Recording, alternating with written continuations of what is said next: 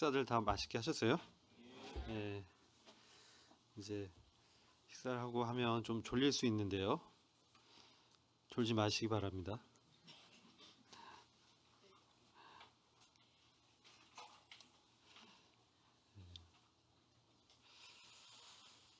저희가 아까 그 오전에 저희 함께 배웠던 말씀은 교회 시대에 현재 있는 일들에 대해서 좀 나눴고요. 그다음 19장에 나온 어린 양의 혼인식에 대해서 규제했습니다. 그래서 그 부분에 대해서 좀 더 말씀을 좀 나누려고 합니다.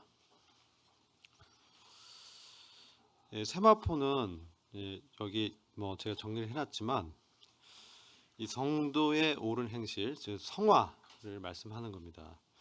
우리들이 삶 가운데서 주님의 은혜로 행한 옳은 행실들, 그리고 지금 이 장면은 신부가 세마포 예복을 입는 것은 이미 하늘에서 우리의 그리스도의 심판석에서 저희들이 면류관을 받았고, 또 그 이 예복 세마포 옷은 그 결과라는 것을 우리한테 보여주고 있습니다.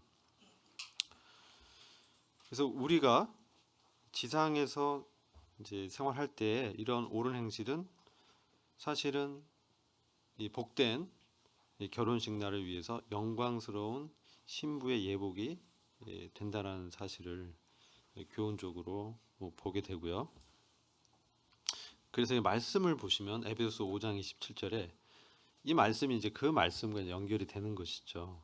우리 그 신부의 세마포 옷은 바로 자기 앞에 영광스러운 교회로 세우사 점이나 주름이나 그런 것들 없이 거룩하고 흠이 없게 하려 하심이라. 에베소서 5장 27절의 말씀입니다. 그래서 이 신부가 입을, 즉 신부인 교회가 영광스러운 교회로 이제 세워지면서 이 세마포 옷은 성화의 열매들, 의의 열매들이 나타나는 형상을 저희들에게 교훈적으로 보여주고 있습니다. 그래서 이것들이 결국은 점이나 주름이나 그런 것이 없는 거룩하고 흠이 없는 그 교회로 우리를 세우실 것이다. 그럼 우리가 영적 전쟁에서 우리가 사실 이 육신의 어떤 욕망들, 안목의 정욕들, 이생의 어떤 명예 자랑거리들로 설명이 되는 이 세상의 어떤 정욕들, 그리고 우상의 어떤 우상을 숭배하는 어떤 생활들, 이런 게 어떤 것들이 있을까요? 우상은 우리가 만드는 그런 그 돌이나 이런 철로 만든 그런 우상도 우상이지만, 하나님의 자리를 찬탈한 어떤 가치 있는 것들, 그렇게 여기고 그것을 위해서 시간을 들이고 전념하는, 우리 마음을 사로잡고 빼앗는 그런 대상이 우상이에요. 그래서 그런 우상이 우상 숭배라는 게 다른 게 아니라 영적인 간음이죠. 실제 그것이 정욕적으로 나타난 것이 성적인 간음으로 이제 나타나는 것이죠. 이런 것들은 하나님께서 미워하시고 가장 우선순위로 리스트를 한 죄악들입니다. 그래서 그런 것들을 우리가 이기는, 믿음으로 그래서 이기고 전쟁에서, 영적인 전쟁에서 이기는 그런 어떤 삶이 우리 성화의 과정이죠. 근데 우리에게 그러면 이기는 능력을 주는 것은 누구냐? 그리스도라는 것이죠. 이것이 우리의 어떤 애쓴 육체적인 어떤 노력, 그러한 생각들, 그 다음에 작심하고 계획하는 거, 결심, 이런 것들이 우리한테 승리를 주는 게 아니라 바로 우리에게 이김을 주시는, 그건 바로 우리 하나님이라는 거예요. 그리스도로 말미암아 이김을 주시는 하나님께 감사한다. 그리고 고린도후서 11장 2절에서는 내가 하나님의 질투로 너희에 대하여 질투한다. 이 사도 바울은 참 이 하나님의 마음을 가졌죠. 그래서 이 교회 성도들이 잘못된 길로 가는 것을 보고 하나님의 마음에서 질투한다. 판단하고 막 지적하는 게 아니라 그런 하나님의 그 강렬한 그 사랑하는 그런 마음으로 봤을 때는 질투심이 일어나는 거예요. 그래서 사도 바울이 교회 일꾼으로 참 성도들을 얼마나 생각하고 또 그들을 위해서 기도하고 권면했는가. 그래서 그 사도 바울은 내가 너희를 한 남편 그리스도죠. 그분 그리스도께 정혼시켜 순결한 처녀로 그리스도께 드리고자 했다. 이렇게 말씀하고 있습니다. 순결한 처녀. 그러니까 이것은 정말 우리의 신앙의 순수성이 매우 중요하고 그런 것들, 그 동기로 섬긴 그런 것들을 주님이 심판하신다. 이것을 우리가 알 수 있습니다. 그래서 그리스도의 심판대라는 것은 우리가 주님을 얼마나 순수하게 사랑하고 섬겼는가, 우리의 동기가 평가받으면서 그 행위에 따라서 몸을 이제 드리는 것이죠. 우리의 순수한 동기에 따라서 몸을 드린 것, 그 행위를 상으로 기업으로 받게 된다는 거죠. 그래서 이것은 부활의 믿음, 예수 그리스도가 부활하셔서 하나님의 아들이라는 것을 믿는 신앙, 이게 중요합니다. 왜냐하면 세상은요 부활을 믿지 않습니다. 이 세상에 살다가 죽으면 끝이다. 죽어봐야 알지. 그렇게 이제 생각하고 살죠. 그러나 우리는 그 이후에 하나님의 심판이 있고 또 하나님의 왕국이 실현되고 또 그것이 참 환란이라든지 또 천년 통치라든지 새하늘과 새 땅에서 하나님께서 그 당신의 왕국을 세우는 과정에서 우리를 부르시고 우리를 세우셔서 이 정복자, 그런 부활의 믿음을 가진 이 교회로 세우신다는 거예요. 다른 말로 이기는 자라고 합니다. 이기는 자, 오버커머, 영어로 오버커머, 그죠? 예. 로마서 8장 보면 우리가 그 하나님의 사랑으로 넉넉히 이긴다. 이게 뭐예요? 오버컴이라고 합니다. 오버컴, 이렇게 뛰어넘어서 넉넉히. 그냥 겨우 가까스로 겨우 구원을 얻는 것이 아니라 넉넉하고 압도적인 승리를 말씀하는 거예요. 이긴 자라는 거. 압도적 승리. 여러분들 이제 마라톤 경기하는 친구 있죠? 우리 교회도 있습니다. 마라톤 전쟁에서 유래됐죠. 예전에 그 굉장히 전쟁에서 마라톤 지역의 전쟁에서 승리의 소식을 전달하기 위해서 한 병사가 뛰어왔어요. 쉬지 않고. 그게 42.195로 뛰어왔어요. 그래서 마지막에 무슨 얘기를 했습니까? 예? 예? 이겼다. 그리고 죽었어요. 하드 어택으로, 심장마비로. 쉬지 않고 뛰어왔어요. 그 승리의 소식을 증거하기 위해서. 그죠? 우리가 이기는 자로 산다는 거는요, 이기기 위해서 뛰는 게 아닙니다. 이미 이겼음을 증거하는 경주예요. 이미 주님의 최후 승리를 믿고 십자가의 구속과 부활을 믿는 그 믿음으로 이미 우리는 주님의 사랑으로 압도적 승리 가운데 있다. 그 믿음을 이제 증거하는, 그게 바로 우리의 신앙생활이 되어야 된다는 것입니다. 승리하기 위해서 뛰는 것이 아니라 승리한 사실을 전하기 위해서, 그것은 바로 죄와 사망의 권세 이기신 그 주님을 증거하기 위해서. 이게 왜 중요합니까? 왜 우리가 이렇게 모여서 열심히 공부하고 또 그죠? 내는 또 직장에도 나서 일하고 또 학교에서 공부하고 이렇게 노동을 하면서 땀 흘려서 하는 이유가 있죠. 예, 첫 번째 뭐겠어요? 예, 뭐 제 생각에는 그냥 의식주 해결의 차원도 있어요. 그렇죠? 자아실현이란 가치도 있어요. 그러나 우리가 사는 것은요, 그런 거 아니에요. 하나님의 왕국과 그분의 영광을 위해서, 그분의 의로움을 위해서 우리가 그런 삶을 산다라는 우리의 신앙의 분명한 표대가 필요합니다. 목표가 필요합니다. 아시겠죠? 그러한 목표를 갖고 우리가 이 실제 삶을 살면서 살아가는데 가장 방해가 뭐예요? 여러분의 삶에 있어서 가장 회방이 뭡니까? 예? 뭐겠습니까? 근본적인 것은 죄입니다. 가장 근본적인 회방꾼은 죄성입니다. 우리가 하나님 뜻대로 사는 데서 가장 우리를 잡아당기면서 실패하고 넘어지게 하는 것은 사단 원수입니다. 여러분 세상에 뭐 직장에 나가면 상사가 있고, 예, 동료도 있고, 또 부하 직원도 있고, 또 동급 학생도 있고, 집에 가면은 사랑스러운 아내도 있고, 그죠? 그런 관계 속에서 우리가 실패할 수 있는 가장 근본적인 것은 내 안에 있는 육신의 죄성입니다. 그런 게 전혀 없는 분이 있습니까? 다 있어요. 그걸 느껴요. 그러니까 구원 받았을 때는 처음에는 마치 이제 죄의 어떤 예민한 감각 그런 것들이 양심이 이제 작용해서 막 그랬는데 어느덧 신앙생활 매너리즘에 빠지면서 어떤 그 습관적인 그런 것들이 넘어지기도 하고 그 가치관에 사로잡히고 정신없이 세상은 변하고 빨라지고 있습니다.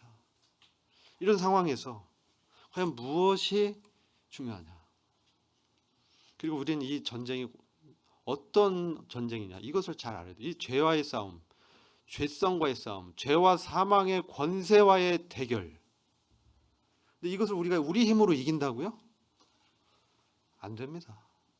바로 그리스도의 승리를 힘입어서 그 승리에 동참하는 것이죠. 그래서 압도적 승리가 약속돼 있다.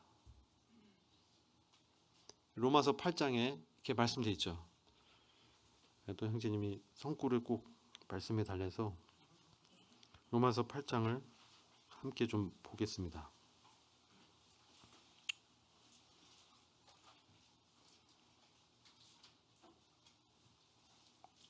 로마서 8장 그 후반부 쭉 가시면요. 자, 24절 보겠어요. 여기 보면 우리가 소망으로 구원을 얻었음에 보이는 소망이 소망이 아니니 보는 것을 누가 바라리요. 자, 우리가 소망으로 구원을 얻었다. 소망으로 구원을 받았다. 뭐 이렇게 말씀하고요. 이 소망은 그리스도가 우리 소망이잖아요. 그리스도 그분으로 또 그분에 대한 약속이 이루어질 그러한 믿음으로 우리가 구원을 얻었고 이루어 가고 있어요. 그래서 소망이 보이는 것이 소망이 아니고 보이지 않는 영원한 그런 소망을 말씀하는데 25절 만일 우리가 보지 못하는 것을 바라면 참음으로 기다릴지라 이렇게 말씀하죠. 쭉 하면서 29절 보면 하나님이 미리 아신 자들로 또한 그 아들의 형상을 본받게 하기 위해서 미리 정하셨으니 그로 많은 형제 중에서 맏아들이 되게 하려 하십니다.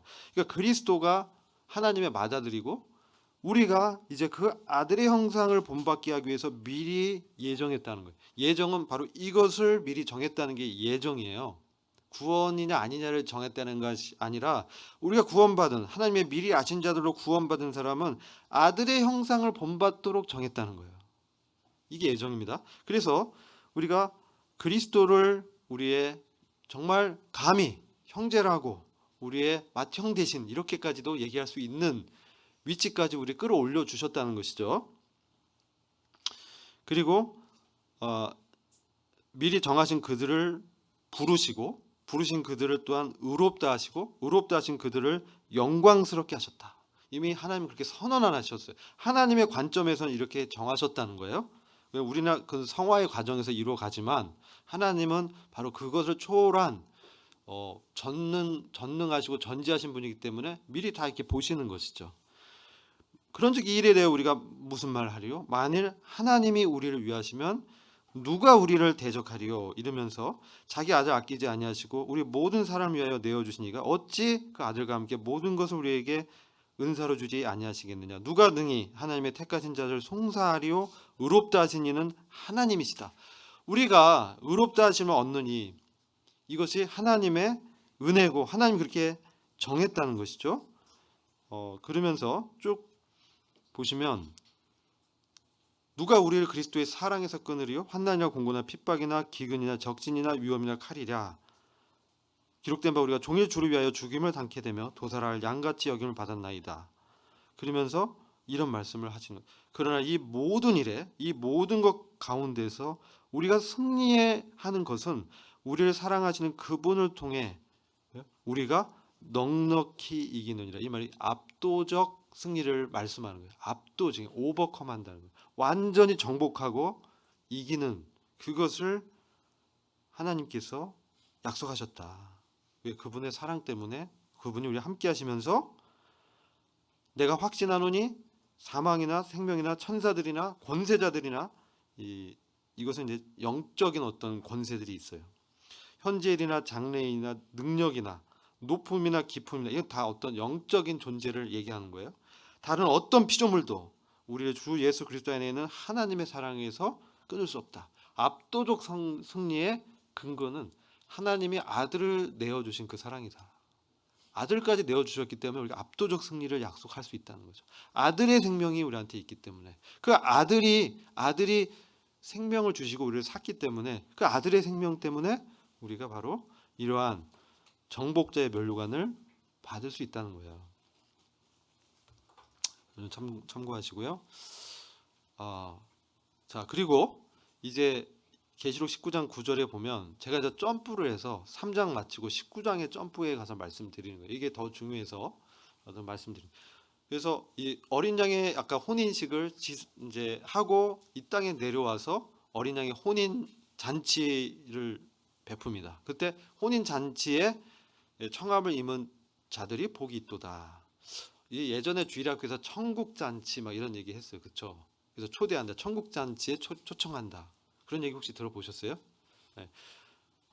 근데 그것이 사실은 성경적으로 어린 양의 혼인 잔치예요. 이게 이제 하나님의 천년 왕국에 그 들어가는 그 직전부터 바로 시작되는 메리지 서퍼라고 영어로 되어 있는데 혼인 만찬. 그래서 성도들이 모여서 그 구원의 즐거움과 천년 왕국에 들어가는 것을 서로 이렇게 축복하고 신랑 되신 그리스도와 신부인 교회 역사의 주인공이 이제 그 혼인식을 하늘에서 치르고 이제 잔치를 베푸는, 그래서 천년 통치의 지극한 하늘의 복을 함께 누리는 그것을 지금 얘기하는 것이에요. 그래서 이런 혼인 잔치에 초청을 받은 사람들에게 복이 있다 이렇게 말씀하는 것이죠. 그래서 이것은 이 땅에 세워질 하나님의 통치, 그 복이 얼마나 놀라운가 그것을 이제 우리가 예측할 수 있고, 이것은 하나님이 그렇게 정한 그 참된 말씀에 따라서 이렇게 될 겁니다. 그리고 10절이 의미가 좀 있습니다. 내가 그 발 앞에 엎드려 경배한, 지금 이게 천사가 그런 말씀을 할 때 사도 요한이 발 앞에 이렇게 엎드려서 이제 천사를 경배하려고 막 하는 거예요. 우리는 때로 이런 이 피조물을 막 경배하는 대상으로 생각할 수가 있어요. 근데 이 천사가 뭐라면 갑자기 스톱, 하지 마. 잘못된 거야. 그가 나더러 말하길 나는 너와 및 예수의 증거를 받은 너 형제들과 같이 된 종이니 나한테 그렇게 경배하지 말아라. 삼가 그리하지 말고 누굴 경배하라? 오직 하나님께 경배하라. 그러면서 예수의 증거가 대언의 영이다. 예언의 본질적인 주제가 그리스도라는 것을 다시 환기시켜 주면서 우리의 경배의 대상은 바로 하나님과 주 예수 그리스도다. 이것을 이제 말씀합니다. 그러면서 이 예수의 증거를 받았다라는 이 말이 저희들이 영적인 교훈을 줍니다. 여러분, 예수의 증거를 가졌다는 게 어떤 의미일까요? 사도 바울이 그 얘기하죠. 나를 건들지 마. 난 예수의 흔적을 갖고 있어. 뭐 그런 말씀 기억 안 나세요? 예수의 흔적, 예수의 증거, 비슷한. 근데 예수님을 통해서 우리가 믿음 생활하면서 내가 받은 어떠한 흔적들이 있다는 거예요. 각인된 경험들, 상처들, 고난과 시련들, 이런 것들이 바울은 그 자기가 주님을 말미암아 그가 경험한 고난, 시련, 핍박들을 자세히 열거합니다. 상상할 수 없는 고난을 그가 이제 전도여행 중에 받았죠. 39대를 5번 맞았다. 195대를 등짝을 후려침을 당했다는 거예요. 일반인 맞으면 뼈가 드러나기 때문에 죽을 수 있대요. 이게 출혈량이 그거 5번 맞았다라고 기록하고 있어요. 주님도 그것을 맞으시고 피를 다 흘리셨잖아요. 채찍질방 40에 하나를 감한 매를 맞았다. 이러한 어떤 고난에 동참한 흔적들도 있지만 환난기 때 이 예수의 증거를 받았다. 이것은 어떤 의미냐? 이건 환난기 성도에 대한 믿음의 증거인데요. 이게 왜 중요하냐? 오늘날 저희들도 이 계시록 19장 10절인데요. 지금 오늘날 저희들도 환란기는 아니지만 왜 환란기 성도들에 대한 그 신앙을 우리가 왜 배우냐? 그죠? 우리는 환란기를 통과하지 않을 텐데. 근데요. 과거의 역사적으로 구약 시대의 성도의 그 신앙도 우리 다 11장에서 믿음의 선배들로 배웠잖아요. 그죠? 장차 하나님이 이런 일이 있을 것이고 그들의 신앙은 이럴 거야라고 지금 우리한테 알려주는 거예요. 왜 알려주겠어요? 예? 왜일까요? 첫 번째, 이거는 이제 오해할 수도 있는데 교회 가운데 환란기를 통과할 사람이 있을 수 있다. 우리 중에 구원받지 않은 사람이 섞일 수 있다. 우리가 이제 우리 브레드린 교회뿐만 아니라 기독교계를 말하는 거예요. 이 교파 다 포함해서. 그래서 하나님이 이제 우리한테만 성경을 주신 게 아니기 때문에 바로 이런 교회, 기독교계 안에 환란기를 통과할 구원받지 않은 사람들이 섞여 있다는 거예요. 요한계시록은 그런 관점에서 7교회를 쓰고 있어요. 그래서 라오디게아 교회는 주님의 문밖에까지 있어요. 말세에. 주님이 없는 교회도 있어요. 사람이 주인된 교회도 있어요. 그렇기 때문에 이 환란기 성도의 신앙의 교훈은 오늘날 우리가 어떠한 신앙의 가치관을 갖고 지금 이 시대를 통과해야 되냐 이런 교훈을 얻는 것이죠. 환란기를 통과하라는 얘기가 아니고요. 환란기를 통과하면 안 되겠죠. 그렇죠.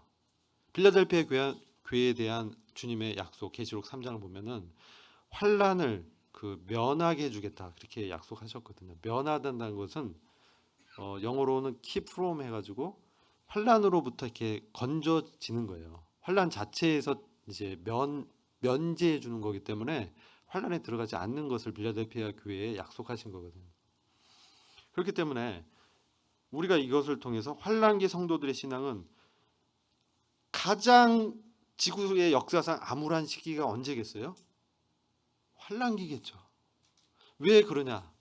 환란기는 이미 교회가 이미 휴거돼서 성령이 교회와 함께 성령이 이끌림을 받으면서 휴거가 되는 거거든요. 우리가 부활하는 것은 우리 안에 우리가 휴거되고 몸이 영광의 몸을 입는 것은 우리 안에 바로 성령님이 우리를 변화시키는 거예요. 로마서 8장을 보면 우리를 그렇게 변화시킬 것을 말씀하거든요. 그건 바로 성령의 역사예요. 우리 안에 성령께서 우리를 부활시키시는 거예요.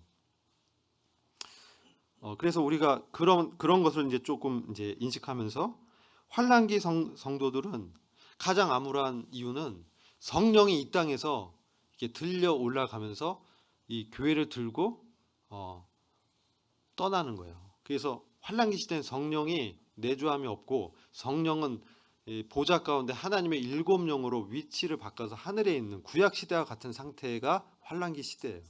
가장 암울한 시대인데 이때도 예수님이 여전히 구세주고 하나님의 아들이라는 가장 영적으로 암울한 시기에 그런 믿음으로 정말 이 말세 우리가 지금 사는 이 말세뿐만 아니라 환란기는 말세보다 더 심각한 영적인 상태인데 그때도 그 믿음을 지킨 사람들이에요. 예수님의 그 증거를 받고 믿음으로 순교하기까지 나간 사람들이 이게 환란기 성도들입니다. 그래서 그 증거를 우리가 보게 되면서요. 이 주님에 대한 증거를 믿었다는 것이죠. 우리는 지금 말세에 기롱하는 자들이 예수의 재림이 진짜냐 하는 시기에 우리가 살고 있습니다. 예수님에 대해서 믿지 않는 불신의 그러한 시대를 통과하는 것이죠. 가정은 파괴되고요. 사랑이 식어지고요. 범죄가 이제 가정 안까지 들어와서 보험금을 위해서 자기 남편을 살해하는 이 성적 부도덕, 간음, 이런 것들은 더 심각해지면서 정말 팽배해지는 이런 시대에 정말 이런 말세에 기롱하는 자들이 우리에 대해서 너희들의 신앙은 정말이냐? 재림을 불신한 자들에게 우리가 이제 신앙생활 해 나갈 때 이 환난기 성도들도 믿음을 지켰다.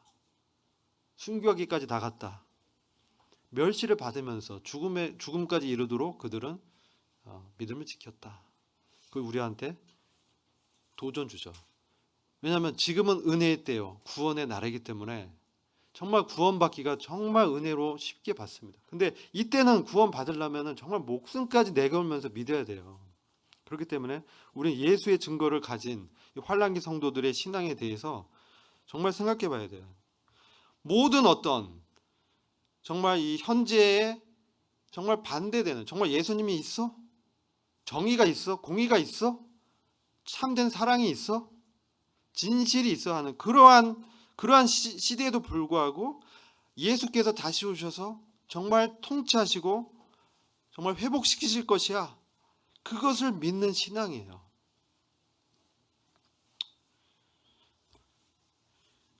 그래서 그 약속을 죽기까지 증거하는 그런 사람들이 바로 환난기 성도다. 그래서 그들의 믿음과 같이 또 우리의 믿음도 동일하게 주님께서 오셔서 만왕의 왕이요 만주의 주 되심을 나타나실 것입니다. 바로 이것이 요한계시록의 예언의 핵심 메시지예요. 사실은 주님이 어떤 분이냐? 예수님 안에서 하나님은 자신의 신실하심과 능력을 나타내실 것입니다.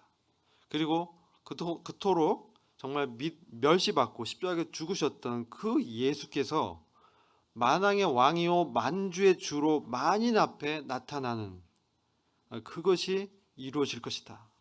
바로 이것이 이 예언의 핵심 메시지입니다.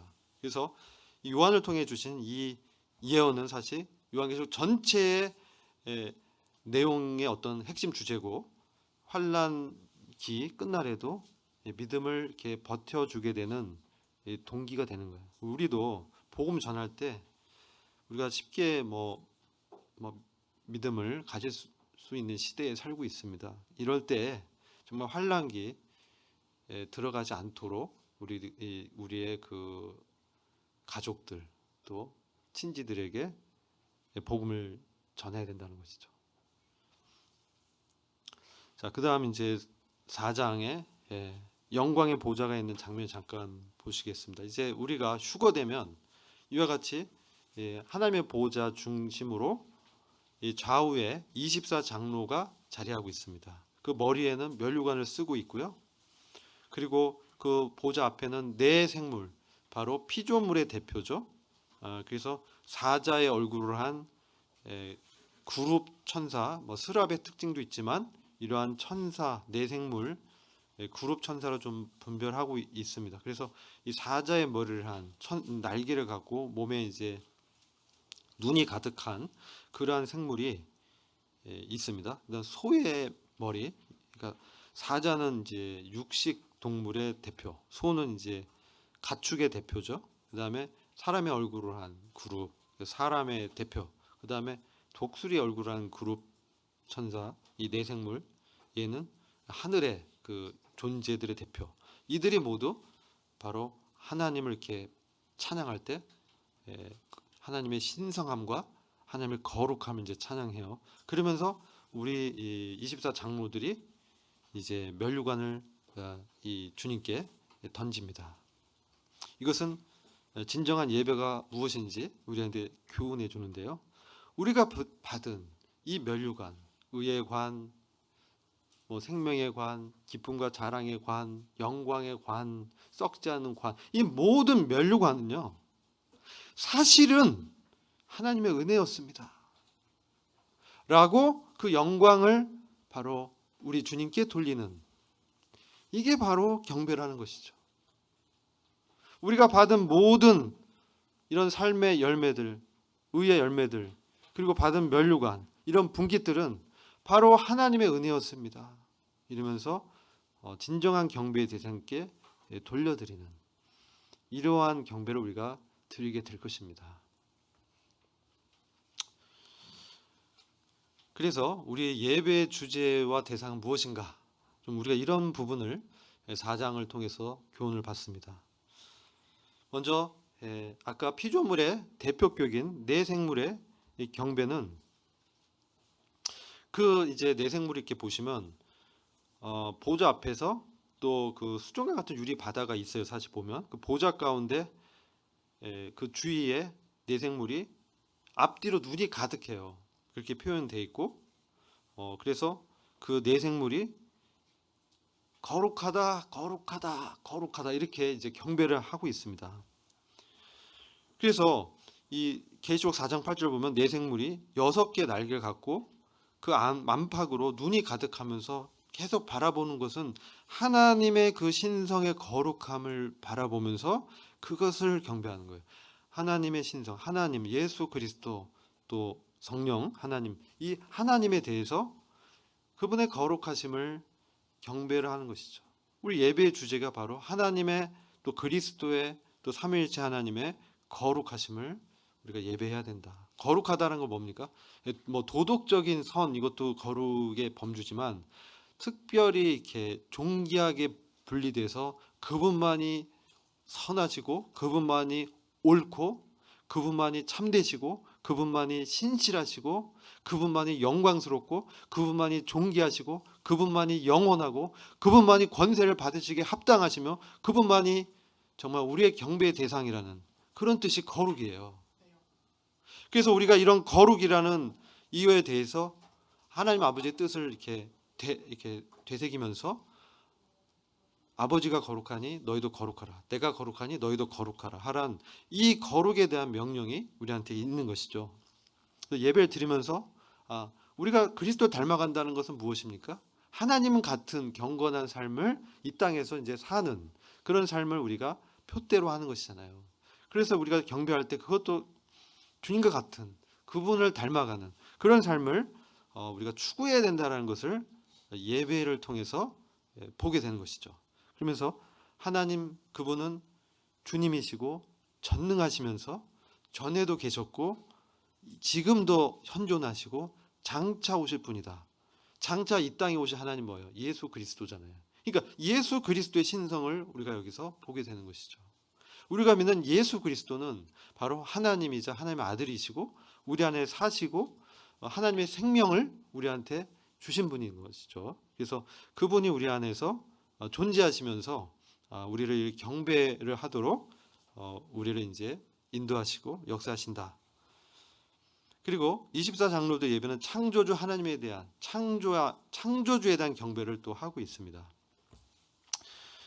10절과 11절 보면 24장로들이 보좌에 앉으신 이 앞에 엎드려 세세토록 사시는 이에게 경배하고 자기 면류관을 보좌 앞에 던지며 가로되. 자, 이 말씀 한번 같이 11절 읽어보죠. 시작. 우리 주 하나님이여 영광과 존귀와 능력을 받으시는 것이 합당하오니 주께서 만물을 지으신지라 만물이 주의 뜻대로 있었고 또 지으심을 받았나이다 하더라. 아멘. 자, 그래서 우리도 하나님 뜻대로 지어진 존재고 우리의 주가 바로 그리스도고 하나님이시라는 것이죠. 그래서 사도 바울이 고린도전서 15장 10절에서 나의 나된 것은 오직 나와 함께 하신 하나님의 은혜입니다 라고 고백을 하고 있습니다. 자, 여기서 이제 24장로들이 누군지가 굉장히 중요합니다. 왜냐면요, 이것을 제대로 알아야 우리가 휴거의 시기를 알 수 있어요. 24장로가 과연 누군가? 자, 그것은 계시록 5장 9절과 10절에 보면 이 개역성경이 이렇게 얘기하고 있어요. 24장로가 새 노래를 노래하여 가로되 책을 가지시고 그 임봉을 떼기 합당하시도다. 일찍 죽임을 당하사 각 족속과 방언과 백성과 나라 가운데서 사람들을 피로 사서 하나님께 드리시고, 이게 주님을 이제 경배를 하는 건데 우리가 피로 주님의 피값으로 구속받았다. 이게 피로 사서 구속, 리테이크, 리뎀션이에요. 리딤에서 다시 되찾아오다. 이게 구속입니다. 다시 나의 소유물로 취하다. 근데 대가를 지불했는데 그게 예수의 생명의 피가 드려지셨다. 예수의 생명이 드려지셔서 예수의 것으로 삼으시고 다시 그것을 주님이 하나님께 우리를 드렸다. 이렇게 말씀하는 거예요. 우리가 하나님께 드려진 자라는 거예요. 그래서 저희로 우리 하나님 앞에서 이 저희로란 대명사가 조금 보셔야 돼요. 24장로가 저희로한테 이 저희로 사실은 킹 제임스에는 우리로 돼 있어요. 우리를. 그래서 24장 킹제 흠정성의 이 번역이 더 맞다고 좀 분별이 되는데, 그래서 여기 보면 주의 피로 모든 족속과 언어와 백성과 민족 가운데서 우리를 대속하여 하나님께 드리셨다. 24장로가 이렇게 말씀하는 거예요. 그리고 우리 하나님을 위하여 우리를 왕과 제사장으로 혹은 나라와 제사장으로 삼으셨다. 우리를 나라로 왕으로 제사장으로 삼았다. 그래서 우리가 어디서 통치해요? 우리가 땅에서 통치할 것이다. 왕노를 할 것이다. 그러면 이들이 누구겠어요? 이제 그것을 한번 생각해 보세요. 누구겠어요? 베드로전서 보면은 뭐예요? 우리를 왕 같은 제사장이라고 하죠. 그렇죠? 교회를 그렇죠? 천사예요? 아니에요. 이게 천사로 보는 사람이 있어요. 24장로를. 교회를 얘기하고 있어요. 근데 교회가 지금 성도의 그 교회 성도의 대표가 지금 환란기 직전에서 하늘의 그 보호자 주변에 그 24 자리를 차지하면서 이 경배를 하고 있으면서 이렇게 경배의 대상으로 주님을 높이면서 자신들에 대해서 밝히고 있다. 자신들의 정체를 밝히고 있다. 즉 그들은 왕 같은 제사장으로 구원받은 교회 성도들이다. 따라서 지금 환난이 펼쳐지는 그 직전에 하늘의 그 셋째 하늘의 보호자의 장면을 이렇게 통해서 24 장로들은 환난기 전에 하늘에서 멸관을 받은 상태에서 경배를 하는 교회의 대표들이다. 그렇다면은 환난기 직전에 이미 교회 대표들인 교회를 상징하는 24 장로들이 주님을 이와 같이 우리를 피로 사서 하나님께 드리셨고 우리를 나라와 왕과 제사장으로 삼으신 주님을 찬양하면서 우리가 이 땅에서 통치할 것입니다라고 고백하는 이 교회의 대표는 지금 어느 시점에 이 하늘에 있느냐? 바로 환난이 시작하기 전에 이미 하늘에 있다라는 것이죠. 그렇다면 24 장로인 교회는 환난을 통과합니까? 아니면 환난 전에 하늘에 들려 올라가 있습니까? 전에 있잖아요. 그렇죠? 그렇지 않나요? 그렇습니다. 베드로전서 2장 9절에 너희는 택하신 족속이요 왕 같은 제사장들이요 거룩한 나라요 그의 소유된 백성이라고 말씀하잖아요. 분명하게 말씀하잖아요. 너희는 교회는 왕 같은 제사장들이요 거룩한 나라 그분의 기업이 된 백성이다. 우리를 왕과 제사장으로 삼았다. 우리가 땅에서 통치할 것이다. 그죠? 이 천사가 아니라 실제 교회 성도들에 대한 말씀이다. 그리고 요한이 하늘에서 그 광경을 미리 보면서 아마 그의 모습도 보지 않았을까 라고 저는 생각합니다. 그렇죠? 미래로 날아가서 그 하늘의 광경에서 자기가 그 보좌에 앉아있는 그 모습을 아마 요한이 목격했을 것이다. 사도 바울도 목격했을 것이다. 사도 바울은 그거를 기록하지 못해서 말할 수 없는 어떤 것을 봤다. 그렇게만 기록했고 요한은 보고 기록한 거예요. 기록하라고 해서 우리가 그와 같은 자리에 있게 될 것이다라는 것이죠. 자, 그러면 이 환난 전이면 제가 아까 이제 그 휴거의 시점을 봤을 때 이 환난의 시작은 제가 말씀드렸죠.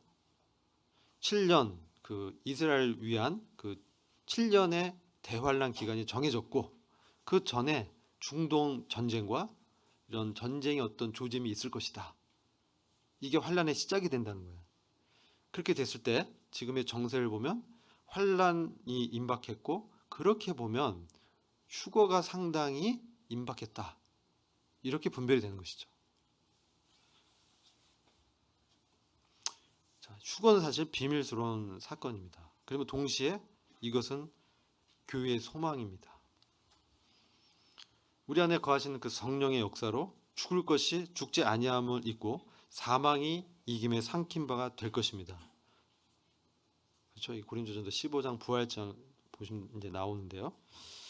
우리의 참된 소망이 무엇이냐? 디도서 2장 13절은 복스러운 소망 곧 우리의 크신 하나님 곧 구주 예수 그리스도의 영광이 나타나심을 기다리고 있다.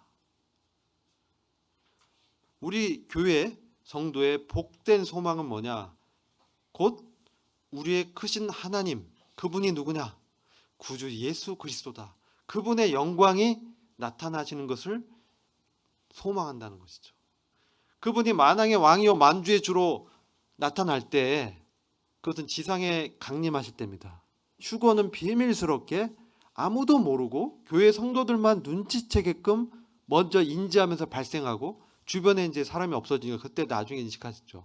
그러나 지상의 재림은 모든 우주의 존재들이 그 사실을 목도하도록 그를 찌른 자들도 볼 것이요. 자, 주님을 이제 목도하는 거예요. 그 예수 그리스도가 영광스러운 그 모습으로 그 군대와 함께 흰말을 타고, 군대는 누굽니까? 교회 성도들이 그리스도와 함께 아까 혼인식을 치르고 이제 군대로 함께 그리스도와 함께 왕과 함께 대동에서 내려오는 장엄한 광경을 바로 뭡니까? 영광이 나타나시다. 이런 거예요. Revelation of glory of Jesus Christ as the King of Kings and the Lord of Lords. 영어 좀 되죠? 만왕의 왕이요 만주의 주 되신 그리스도께서 그렇게 나타날 때 성도들도 함께 나타나기를 소망하고 기다리면서 그것이 우리의 진정한 소망이라는 것이죠. 이 땅에서 뭐 이렇게 유명해지는 것이 아니라 만물을 유업으로 모든 것을 기업으로 얻는 하나님의 아들로 나타나는 이 영광스러운 나타나심이 이거야말로 우리의 인생을 제가 이제 투자할 그러한 가치가 있는 거예요. 영원한 가치가 있는 거예요. 투자 수익률 100배 이상입니다. 수익률 1000% 이상. 말로 할 수 없는 정말 엄청난 초대박 그러한 그 영광, 말로 할 수 없는 영광, 그것을 기다리는 것이죠. 그럼 이 세상의 어떤 즐거움, 잠시 잠깐 있을 쾌락, 또 어떤 명예, 보여지는 어떤 조금 잘 살고, 좀 이렇게 유명해지고 그런 것이 아니고 사실 외면당하고 소외당할지라도 그리스도와 함께 그 영광에 나타나는 그 멸관을 함께 나누는 그 통치에 동참하는 이 소망이야말로 얼마나 확실한 소망이 아닐 수 없겠습니까? 그렇죠? 정말 확실한 소망이요. 왜냐하면 구약의 모든 예언들이 기록된 대로 다 이루어졌어요. 그리스도도 그렇게 오셨고 또 기록된 대로 다시 오실 것이고 이런 영광 가운데 다시 나타나실 것인 이게 약속되어 있어요. 그래서 주님이 가시면서 요한복음 14장 3절에 내가 거처가 예비되면 다시 오겠다. 이게 거룩한 성입니다. 그래서 너희를 내게로 영접해서 나 있는 곳에 너희도 있게 하겠다. 이렇게 약속하셨습니다. 그리고 데살로니가 전서 4장 16, 17절에 분명히 주께서 호령과 천사장의 소리와 하나님 나팔로 친히 하늘로부터 강림하시리니 그리스도 안에서 죽은 자들이 먼저 일어나고 하늘에서 이제 오시는데 하늘에서 먼저 그리스도 안에서 죽은 자들, 이게 첫째 부활이라는 거예요. 그리스도가 먼저 부활하셨고 그 다음에 그리스도 안에서 죽은 잠자는 자들이 먼저 일어나고 그 다음 바로 직후에 살아남은 자도 저희와 함께 구름 속으로 끌어올려서 공중에서 주를 만나게 될 것이다. 그래서 얼굴과 얼굴로 주님을 대면하게 될 것이라는 것이죠. 이 주의 영광을 우리가 말씀을 통해서 이해를 하면서 이 주님의 영광을 계속 묵상하고 이 영광이 정말 실현될 것을 바라는 것이죠. 그리고 그때 되면 정말 우리가 기다리고 고대하던 사모하던 주님과 항상 함께 있을 것이다. 이것을 말씀하고 있습니다. 그리고 아까 이제 제가 로마서 8장 11절을 이제 언급해 드렸는데 우리 안에 계신 성령이 보증하는 거예요. 우리의 부활을. 여러분 성령님이 안에 계세요? 잘 모르시죠? 성령님이 우리 안에 오셨어요. 그래서 성령님이 우리 안에서 어떤 일을 하시냐? 장래일을 이렇게 계시해 주시고 그리스도의 말씀을 깨닫게 해 주시고 세미한 음성으로 인격적으로 말씀하세요. 우리가 자꾸 못 듣는 거예요. 사실은 내 양은 내 음성을 듣는다 하셨어요. 그죠? 그렇기 때문에 성령님의 말씀을 이렇게 깨우쳐주고 자꾸 기억나게, 생각을 통해서 기억나게 말씀을 자꾸 떠올려 주면서 부담 주시고 말씀이 이제 확신이 갖고 하는 게 성령의 역사예요. 이것이 없으면 의심해 봐야 돼요. 그런 게 없으면 내가 정말 구원받은 자인가? 생명이, 이게 생명이거든요. 그러면 이게 보증하는 거야. 내 안에 성령이 계시구나. 이게 느껴지는 사람은 뭐냐? 이것을 인지하고 이해하고 믿는 사람은 뭐냐? 내가 그리스도 안에 있는 것이고 그리스도가 내 안에 있는 것이고 그리스도가 하나님 안에 있기 때문에 하나님의 생명이 내 안에 있는 거예요. 연합된 생명이. 믿으십니까? 그렇기 때문에 이 하나님의 영이 역사를 하는 거예요. 근데 인격적이어서 세밀하게 말씀하기 때문에 내 육신이 강하고 내 고집이 세고 내 생각으로 꽉 차 있으면 뭐라 해도 안 들리는 거예요. 그냥 스쳐 지나가는 한편의 생각의 흔적처럼 쑥 지나가요. 주님은 인격적이기 때문에 세미한 음성으로 말씀하시죠. 물론 때로는 아주 강하게 징계하실 수도 있습니다. 하도 안 들으니까, 얘기하시다가 안 들으니까 빡 때리는 거죠. 하고 정신 차리라고, 그죠? 대개가 이렇게 이제 저도 이제 대개 이렇게 정신 차리는 거죠. 근데 정말 지혜로운 자는 세미한 주님의 음성에 민감하게 들어야 돼요. 그래서 예수를 죽은 자 가운데 사신 이 성령이 우리 안에 거하시죠. 그러면 예수 그리스도를 죽은 자 가운데서 부활시키신 이가 너희 안에 거하신 그 성령으로 너희의 죽을 몸도 부활시키실 것이다. 아멘. 우리의 부활도 우리 안에 성령이 있으면 그것이 믿어지고 그것이 역사하고 그것으로 인해서 우리가 살고 있다면 우리의 부활은 확실한 거예요. 그래서 나사로를 살리실 때 예수님이 그 마리아와 마르다에게 뭐래요?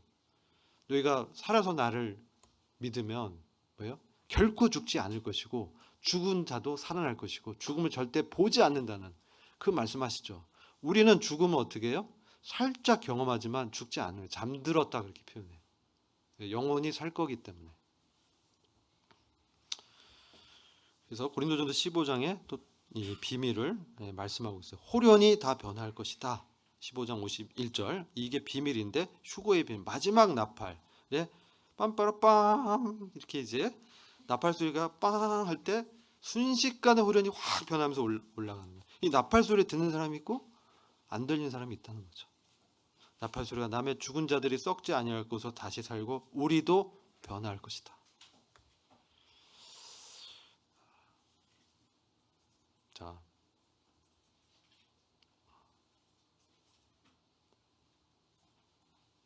자, 여기서 이 고린도서 15장 54절 보면 이 썩을 것이 썩지 아니함을 입고 죽을 것이 죽지 아니함을 입을 때는 사망이 이 승리에 삼킨 바가 될 것이라고 기록된 말씀이 응하리라. 이게 뭐냐? 사망, 이 죽음도요. 이 승리에게 승리라는 이김이라는 것에 삼켜진다라는 것은 뭡니까? 이 승리 안에 이 사망이 이제 정복당한다는 거예요. 이게 바로 부활의 권능이죠. 그래서 계시록 20장 14절 보면 사망과 음부도 지옥 불못에서 심판받아요. 없어져요. 영혼 세계 가면 사망, 음부도 아예 없어져 버려요.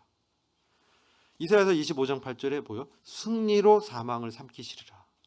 그리고 이런 약속을 계시록 22장 16절 보면 교회들을 위해서 말씀하는 거예요. 교회들을 위해서. 환난기 통과할 사람뿐만 아니라 교회들을 위해서 말씀하고 있다. 그래서 아멘 주 예수여 오시옵소서. 이거 한번 같이 한번 읽어보죠. 계시록 22장 20절 시작. 이것들을 증거하신 이가 가라사대 내가 진실로 속히 오리라 하시거늘 아멘 주 예수여 오시옵소서. 그죠? 이 마라나타라는 그 것이고 이제 우리는 계시록 4장을 마치고 5장 이제 들어가는데요. 이것은 어린 양의 구속에 대한 말씀이에요. 이 5장은 매우 또 아까 이제 잠깐 그 24장로의 신분을 밝히기 위해서 5장을 좀 봤지만 이 기본적인 것은 어린 양이 구속을 하셨고 그 구속하신 어린 양, 죽임당한 어린 양이 이제 경배를 받는데 특별히 7 민봉이 쳐진 이 책을 받아요. 두루마리라고 또 돼 있는데 그것은 영적으로 굉장히 의미가 있습니다. 7 민을 친 그 책 두루마리는 사실 우주의 소유권을 담고 있는 권리 증서입니다. 심판의 내용도 포함됐을 뿐이 아니라 우리가 유언장 보면 막 써 있어요. 이 사람의 소유물 1번 뭐 2번 뭐 하늘 2번 땅 3번 뭐 히말리아 산 뭐 아메리카 대륙 4번 뭐 다 이 우주에 천왕성 뭐 명왕성 뭐 은하수 뭐 이런 거 다 그 안에 다 이거의 소유권자가 누구냐? 누가 심판하고 이 인을 뗄 때 인의 심판이 시작됩니다. 그러면 이 심판을 행할 자격 있는 자가 누구냐? 이 심판을 아까 뭐라고 했어요? 심판을 행하면서 뭐가 돼요? 구원이 항상 병행돼요. 하나님의 심판은 그냥 다 죽이는 게 아니에요. 그 가운데서 구원과 구속을 완성하는 게 하나님의 심판의 특성이에요. 그래서 항상 이스라엘 백성이 처음에 이제 하나님 잘 믿었다가 또 우상 숭배할 때 어떻게 해요? 징계하시죠. 일종의 심판의 한 종류죠. 성도들에 대한 징계. 지옥 보내는 건 아니고 징계하는 거죠. 그 징계할 때, 심판하실 때, 표현이 좀 그렇지만 징계하실 때 뭐가 있어요? 그들이 어떤 신흥 가운데서 고통하다가 또 하나님 찾으면 어떻게 해요? 구원하시죠. 그 역사예요.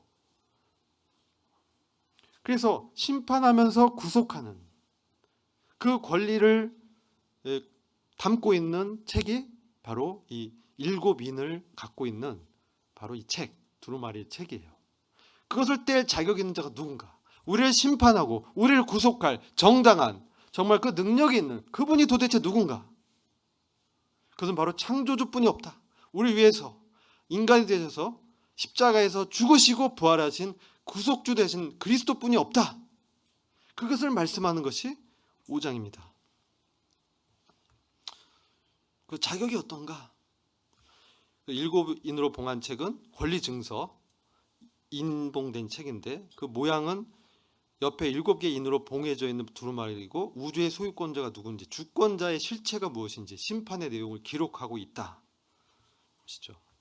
누가 합당하냐? 요한은 울었어요. 누가 이것을 정말 심판하시면서 백성들을 참 구속하실 것인지 이런 사람이 정말 있는가? 울었습니다. 그럴 때 한 장로가 한 명을 얘기하죠.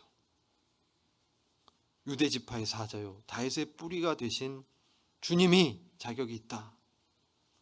그렇죠? 유대 지파 다윗의 뿌리 예수 그리스도의 있던 혈통이죠. 그래서 바로 어린 양의 모습으로 죽임당하신 모습으로 주님이 나타나 계시죠. 그래서 죽임당하셨던 어린 양의 모습으로 그것은 그분의 희생 제물이었던 모습을 우리한테 보여줍니다. 1장에서는 정말 영광스러운 모습을 보여주셨는데 심판주요 구속주로서 자격을 논할 때는 그분이 희생 제물로 자신의 겸손함과 순종하심을 이렇게 보여주고 있죠. 인자 되심으로 인해서 낮아지심으로 인해서 그죠? 그러니까 먼저는 십자가의 고난을 통해서 나중엔 면류관과 왕관을 얻는 이 원리가 십자가의 원리가 이 성도의 성화의 원리입니다. 이런 고난과 시련과 시험을 통해서 우리가 믿음에 연단된 이후에야 우리가 장성한 분량의 충만함에 이르게 되고 우리가 성도의 기업을 얻게 되기에 합당하게 우리가 이렇게 빚어지는 것이죠. 이게 주님의 모습에서 교훈받는 것이죠. 그래서 7뿔을 갖고 있었어요, 양이. 근데 이것은 7뿔 이게 권세인데 7은 완전한 숫자예요. 충만한 수. 그래서 통치자의 권력 그리고 7 눈이 있어. 양의 모습이에요. 5장을 보시면 그 7 눈은 바로 성령의 어떤 그런 것을 상징하고요. 그래서 이 어린 양으로 상징된 예수께서 보좌에 앉으신 하나님으로 해서 오른손에서 책을 취하는 바로 이 나라와 권세와 영광을 취하는 그 장면이에요. 이게 이제 이렇게 표현이 된 거예요. 다니엘서에서는 인자 같은 이가 하늘에서 와서 나라와 권세와 영광을 취하는 종기를 취하는 것이 예언돼 있죠. 이따가 좀 말씀드리겠죠. 하여튼 이런 부분들이 있고, 그래서 이 어린 양께 경배를 드리면서 이제는 내 생물과 24장로가 새 노래로 찬양하면서 자신의 피로 사람들을 사서 아까 나라와 제사장으로 삼으셨다. 왕 같은 제사장 삼으셨다. 이 나라로 삼으셨다는 건 너무나 놀라운 은혜. 우리를 그분의 나라로, 통치의 대상으로 그렇게 삼으셨다는 거예요. 우리를 성령의 전으로 삼으셨다는 거예요. 우리 안에 오셔서 우리를 그 왕자의 어떤 자질로 빚으시고 제사장의 역할을 할 그러한 거룩한 제사장으로 부르셨다는 것이죠. 천사들도 죽임당한 어린 양 하면서 찬양을, 능력과 존귀와 영광을 돌립니다.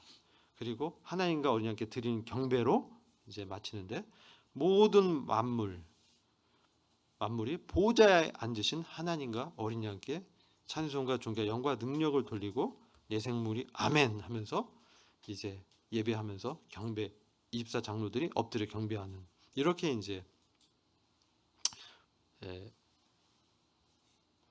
이게 이제 아까 제가 표로 보여드린 것은 말씀으로 정리한 것, 이것은 그냥 제가 말씀 다 했기 때문에 보시면 이 본문을 보시면 그 내용이 그대로 기록되어 있어요. 오른손에 책이 있고 하나님, 그리고 7인으로 봉해졌고, 이 책은 7인이 있는 권리 증서고 세상의 소유권, 내용, 심판이 기록됐고, 그리고 사자 그 다윗의 뿌리가 이겼고, 또 이제 책을 취할 때 이 그분의 주님의 권세가 이제 인정이 되는 그것이죠. 그래서 이게 뭐예요? 기업 물을 자, 리디머라고 합니다. 구속자. 구속자. 왜냐하면 이게 구속이 제가 첫 시간에 말씀드렸죠. 두 가지다. 십자가의 피로 인한 은혜의 구속, 보혈로 인한 구속, 그 다음에 출애굽하면서 홍해에서 원수를 다 수장시킨 능력에 의한 구속, 땅을 이렇게 되찾아오는 구속, 이것이 이제 있는데, 주님이 이제 우리를 통해서 이 땅의 구속을 지금 우리를 이제 구원하시고, 주님이 그 능력으로 땅을 구속하셔서 그것을 우리한테 유업으로 주실, 그것을 말씀하시는 것이죠. 말씀을 드렸고, 시간이 좀 다 됐는데요. 그래서 제가 이제 한 시간 정도 말씀드렸는데, 이 5장을 이렇게 보면서 계시록 4장, 5장의 내용은 뭐냐면, 환란기가 시작되기 전, 6장이 시작되기 전 하늘의 광경을 우리한테 보여주는 거예요. 그러면서 하늘에서 이런 일들이 있을 것이다. 그러면서 성도들한테 이렇게 교훈해 주면서 우리가 어떠한 마음으로 경배를 드리고 우리 주님께 어떻게 합당한 경배를 드려야 하는지를 교훈하고 있는 거예요. 저와 여러분이 이러한 그 요한의 계시를 통해서 주님이 어떤 분인지를 분명히 알고 그죠? 그다음 그분께 합당한 예배자의 삶, 그죠? 거룩을 추구하고 합당한 경배를 드리고 주권을 인정하면서 그분을 주신 그 사랑 그리스도로 말미암아 세상을 이기는 승리에 동참하는 그런 삶을 이제 살아야 될 것이고, 그리고 우리가 주님의 그러한 은혜, 구속의 은혜와 그분의 능력이 얼마나 놀라운지를 묵도하면서 우리가 정말 이 땅을 어떤 자세와 태도로 마음가짐으로 살아야 되는지를 교훈받게 됩니다. 이것을 이제 이 시간 마치고 기도하고 잠깐 쉬도록 하겠습니다. 아버지 하나님 감사합니다. 주님께서 참 보좌에서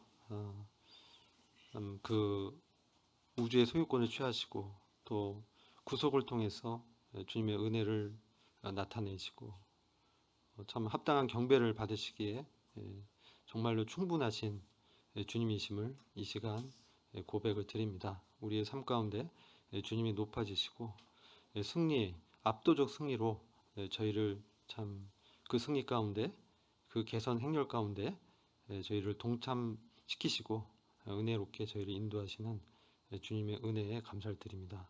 이후의 시간도 주님께 의탁을 드리었고 예수 그리스도의 귀하신 이름으로 감사하며 기도했습니다. 아멘.